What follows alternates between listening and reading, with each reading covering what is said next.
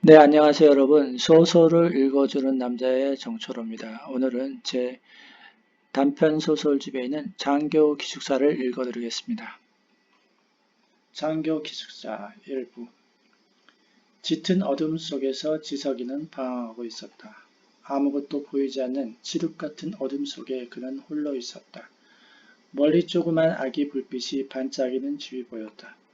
그는 무작정 걸어갔다. 집 안에는 아무도 없었고 어둠만이 자리를 차지하고 있었다. 문득 그는 자신이 입고 있는 옷이 뭔가 어색하다는 느낌을 받았다. 그의 옷이 아니라 남의 옷을 빌려 입은 느낌이었다. 화장실에 거울이 있을 거라는 생각을 하였다. 왼쪽에 화장실이라는 글자가 보이는 방에 들어갔다. 방 안이 어두워서 그는 자신의 모습을 볼 수가 없었다. 그는 감각적으로 손을 더듬어서 스위치를 켰다. 어둠을 깨고 불빛이 퍼지고 거울 속에 그의 모습이 비추어졌다. 뭐야 이거? 거울 속에는 군복을 입은 한 남자가 서 있었다. 가슴 왼쪽 상단에는 막대기 하나가 그어져 있었다. 이등병? 그의 입에서 저절로 탄식이 어린 한마디가 튀어나왔다. 그는 이게 꿈이길 바랬다. 내가 왜 이등병이야? 죽으라고 학군단성을 했는데. 그는 혼잣말을 중얼거렸다. 그는 이제야 자신의 손이 깍지를 끼고 있다는 것과 누워있다는 사실을 느꼈다. 가위에 눌린 듯 몸을 움직일 수가 없었다. 악! 그의 입에서 비명소리가 터져나왔다. 지석아!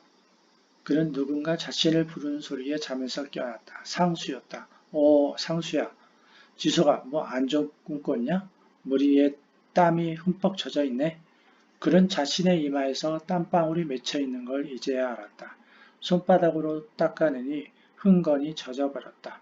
상수야, 글쎄 꿈속에서 내가 강등당해서 이등병 계급장 달고 있더라. 허참, 이게 좋은 징조냐, 나쁜 징조냐? 그의 물음에 상수는 무슨 말을 해야 하나 고민을 하는 눈치였다. 야야, 꿈은 반대라고 하잖아. 좋은 거야. 걱정하지 마라. 우리 자대 배치도 잘 받았잖아. 꿈의 보병사단 A사단. 이제 우리 팔자는 핀 거야. 그는 상수의 말에 고개를 끄덕였다. 맞아, A사단. 그의 얼굴에서 금방 근심이 사라지고 미소가 꽃처럼 번졌다. 어둠 속에서 영식이의 잠꼬대가 흘러나왔다. 수기사, 정말 싫다, 없냐. 마치 영식이가 그들의 이야기를 듣고 신세타락을 하는 듯 하였다. 지석아, 우리 자자. 우리 앞길은 꽃길이니까 걱정하지 말고. 그는 상수의 말에 다시 잠자리에 누웠다. 이제 내일이면 여기 상무대도 마지막이 된다. 그렇게 힘든 3개월도 결국 그 끝을 보여주고 있었다. 아직까지도 기가 막혀 초급 장교들은 논산훈련소 신병처럼 팔을 120도로 올리고 있었다. 기갑 동기 100여 명 중에서 A사단으로 배치를 받은 동기는 3명이었다. 지석이와 상수 그리고 영수였다. 영수는 이 구대여서 말을 많이 하지는 못했다. 얼굴은 까무잡잡하고 불아리는 눈빛을 가진 영수.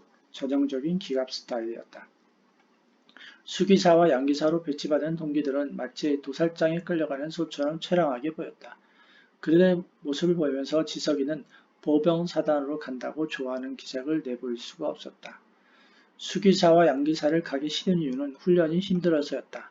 기갑사단이기 때문에 다른 보병사단 전차대대보다 훈련도 받고 고되었다. 기갑사단이 생긴 지가 얼마 안 되어서 여러가지 교육과 훈련이 많이 필요했기 때문이었다. 그와 달리 보병사단은 행군도 없고 보병대대가 훈련 나가면 잠시 전차를 끌고 보조만 맞추어주면 돼서 편하다는 이야기를 그는 귀에 못이 박히도록 들었다. 상무대 교육이 다 끝나고 그는 A사단 전차대대로 가벼운 마음으로 발걸음을 옮겼다. 경기도 포천의 이동이라는 곳에 있는 A사단 전차대대는 낮은 언덕 위에 자리를 잡고 있었다. 유병수의 사병들이 지석이를 보고 경례를 하였다.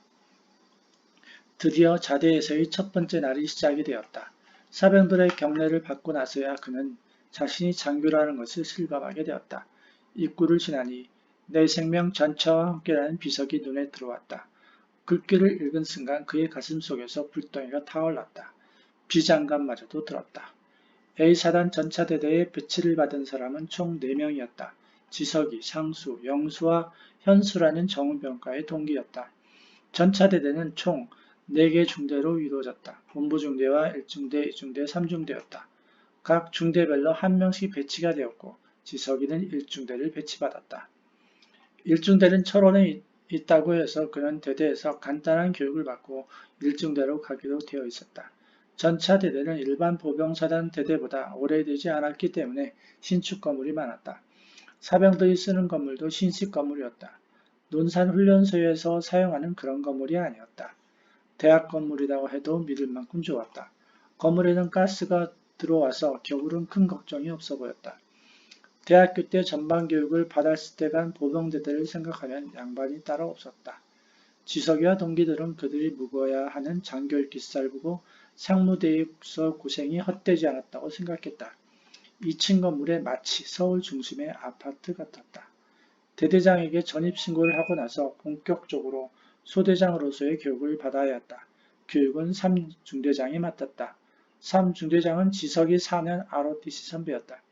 몸집은 작았지만 탄탄한 근육이 군복 사이에 삐쭉 나와 있었다. 마치 전차와 같아 보였다. 자, 여기 전세규가 있으니까 한번들 봐라. 3중대장이 내민 두꺼운 책에는 전투세부 시행규칙이라고 적혀 있었다. 지석이는 동기들과 더불어 전세규를 읽기 시작했다. 아, 그리고 이건 작게 502칠인데 또 하나의 책을 책상에 올려놨다. 자대에 오니 공부를 해야 할 내용이 많았다. 그제야 지석이는 상무대에서 좀 더 열심히 교육받았으면 하는 후회를 했다. 하지만 이미 지나간 일이었다. 작게 5027에는 전쟁 시 A사단의 역할에 대한 것이 수록이 되어 있었다. A사단은 교육사단, B사단의 웅비사단이었다. 즉 훈련이 많다는 것이었다. 전혀 뜻밖의 상황이 그의 앞에 전개되었다. 상수야, 만만치 않은데 보병사단이라 편할 줄 알았는데 왠지 불길한 예감이 들었다. 그러게 보병사단이라 별로 훈련이 없는 줄 알았는데 전세기와 작계를 보니 장난이 아니다. 1년 내내 훈련이네. 상수도 전혀 뜻밖이라면서 머리를 긁적이고 있었다. 설마 우리 기갑도 행구라는 건 아니겠지? 지석이도 당황스러운 표정을 지으면서 소처럼 눈을 깜빡였다. 그럴 리가 있겠어. 나는 행구라려고 기갑 온 건데. 상수는 고개를 세차게 흔들고 있었다. 그러겠지? 지석이는 뭔가 마음이 놓이지 않은 듯 말끝을 흐리고 말았다. 그렇지만 마음 한구석이 왠지 불안했다. 상무대에서 교육을 이것저것 많이 받았는데 전세규는 너무나도 낯설게 지석이에게 다가왔다. 그렇게 오전이 가고 점심이 되었다. 밥 먹으러 가자. 삼중대장이 중대장실 문을 빼꼼히 열고 손짓으로 나오라고 했다. 네, 알겠습니다. 목소리가 어느 때보다 유달리 컸다. 아마도 모두들 점심시간을 기다린 듯하였다. 자대 배치를 받고 나서 첫 식사 시간이었다. 중대 건물인 하얀 건물을 나와 본관을 지나니 운동장이 눈앞에 펼쳐져 있었다. 운동장을 가로질러 걸어가니 전방에 BOQ가 보였다. 장교 기숙사였다. 그 옆에 조그마한 건물이 식당이었다. 장교 식당이라고 적혀있는 현판이 창화 밑에 대롱대롱 달려 있었다. 오늘 메뉴가 뭘까? 언제나 먹는 것에 관심이 많은 상수였다. 체육교육학과를 나온 상수는 근육질의 몸매를 자랑하는 동기였다. 상무대에서도 다른 건 외우지 못해도 식사 메뉴는 기억을 잘하는 친구였다. 같은 내후반에 옆자리에 있어서 지석이하고 친하게 지낸 동기였다. 그 인연이 결국 자대까지 이어지게 되었다. 홀로 A사단에 왔으면 외로웠을 텐데 상수하고 같이 자대 배치를 받아서 지석이는 자대 생활이 그다지 힘들지 않을 거라는 생각을 하게 되었다. 양배추김치 나오겠지? 그럼 여기는 군대잖아. 양배추김치 없으면 군대가 아니지. 하기사. 상무대에서 물리게 먹던 양배추김치. 양배추김치는 양배추에다 고춧가루만 뿌린 김치였다. 즉석김치였다. 김치의 그 깊은 맛을 전혀 느낄 수 없는 김치였지만 그래도 김치가 나오는 게 어디냐고 하면서 감지덕지 먹던 기억이 났다. 전방에 교육할 때는 부대에 따로 장교 식당이 없었는데 기갑은 뭔가 다르긴 다르다. 지석이는 기갑이 보병과 다른 점에 대하여 유달리 강조를 하였다. 뭔가 자신이 기갑에 온 것에 대하여 자긍심을 느끼고 싶어 했다. 그럼 철렬기갑 아니냐. 철렬기갑. 그래 우리는 기갑장교지. 지석이는 상수의 철혈기갑이라는 말이 아직까지 어색하지만 남성적인 냄새가 나는 단어라서 듣고 나서 몸에서 힘이 나는 것 같았다. 식당 안은 40여 명이 앉을 수 있는 자리가 있었다. 마치 시골의 회관 같은 분위기였다. 먼저 온 사람들이 식사를 하고 있었다. 지석이는 식당 안을 슬쩍 둘러보았다. 대대장이 있는지가 관심사였다. 다행히 아직 대대장은 내려온 것 같지가 않았다. 밥을 먹을 때는 마음 놓고 먹고 싶었던 것이었다. 여기 장교 식당 식비는 너희들 급여에서 차관될 거야. 알고들 있어? 네. 삼중대장이 혹시 후배들이 궁금해할 것 같았는지 미리 귀뜸을 내주었다. 상수는 백을 받기 위하여 줄을 서면서도 먼저 식사를 하는 사람들을 기웃거렸다. 아마도 무슨 반찬이 나왔는지 궁금한 것 같았다. 식당에 오니 더욱 배가 고프다는 것을 지석이 느끼면서 그도 실컷 사람들이 식사하는 것을 보았다. 그런데 양배추 김치가 보이지가 않았다. 사제 김치가 눈에 들어왔다. 빨갛게 젓갈을 품은 시골 김치였다. 장교 식당이라 뭐가 달라도 많이 다르다. 혼자 중얼거리면서 지석이는 식판에 밥과 반찬을 담았다. 밥도 하얀 쌀밥이었다. 묵은 쌀이 아니라 햅쌀로 지은 밥이었다. 상수야, 밥이 빛난다. 상무대에서 먹던 그 밥이 아니었다. 밥에는 윤기가 자르르 흐르고 있었다. 하얀 김이 몽글몽글 피어오르고 있었다. 지석아, 우리가 잘해온 보람있다. 그래, 와. 지석이 입에서 저절로 탄성이 흘러나왔다. 장교 식당의 밥은 일반 사병이 먹는 찐밥이 아니었다. 밥솥에서 하는 밥이었다. 반찬들도 따로 재료를 사다가 한다고 하였다. 취사병들도 사병 식당의 사병들과 달라 보였다. 우리 밥이나 반찬 남기면 죽는 거 아니지?